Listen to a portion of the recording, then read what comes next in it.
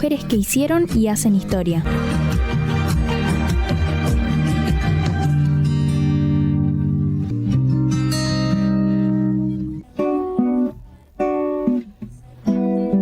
Comenzamos con mujeres que hicieron y hacen historia. Soy Beatriz Barrionuevo y los invito a este viaje en el tiempo del cual todas terminamos siendo protagonistas.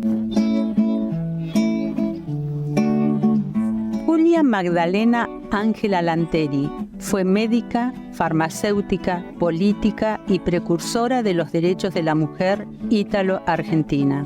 Nació en Cuneo, Italia, el 22 de marzo de 1873. Sus padres emigraron a Argentina con sus dos hijas, Julia y Regina, en 1879.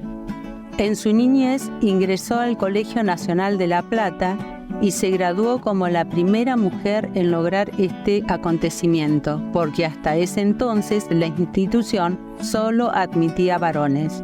Este hecho le permitió estudiar en la Universidad de Buenos Aires. Su propósito fue dedicarse a la medicina, por lo que le solicitó al decano de la universidad en ese entonces, Leopoldo Montes de Oca, su ingreso y él aceptó. En 1898 se graduó de farmacéutica, realizando algunas prácticas de obstetricia algunos años después.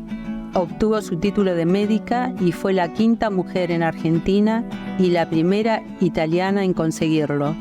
También trabajó suministrando la vacuna contra la viruela en el Servicio de Asistencia Pública de Buenos Aires y en el Hospital de Emergencias y Dispensario, además de atender en su consultorio. Encontró mucha oposición del bando conservador, como alumna y como profesional. Muchos concebían que una mujer no podía examinar un cadáver.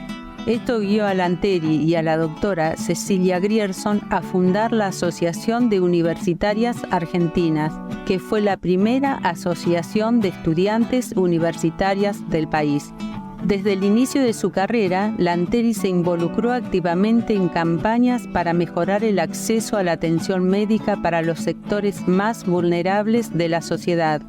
Con ese propósito fundó una publicación periódica llamada Semana Médica, que tenía como objetivo difundir la importancia de una atención médica más equitativa y justa.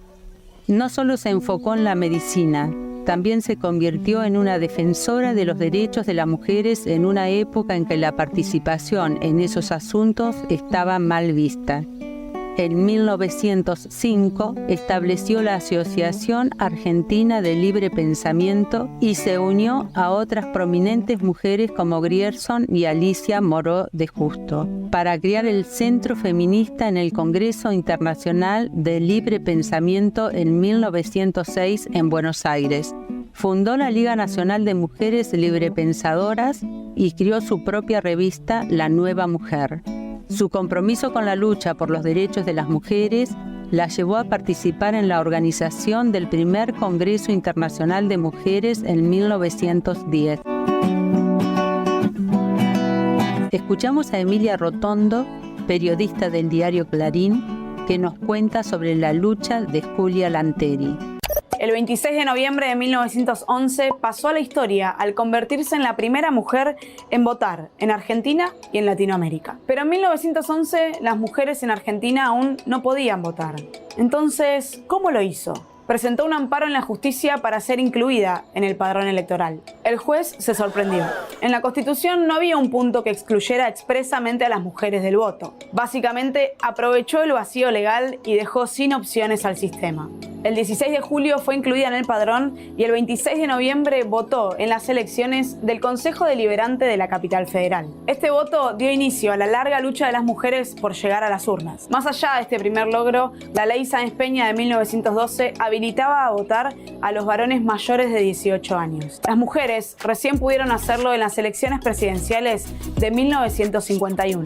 Escuchábamos a Emilia Rotondo, periodista del diario Clarín, que nos cuenta sobre la lucha de Julia Lanteri.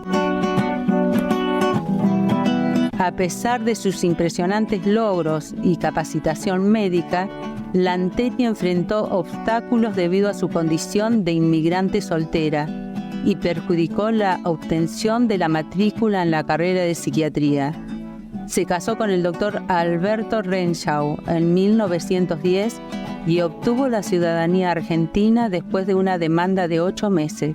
Sin embargo, la discriminación persistió y se le negó un puesto docente en la Facultad de Medicina debido a su género.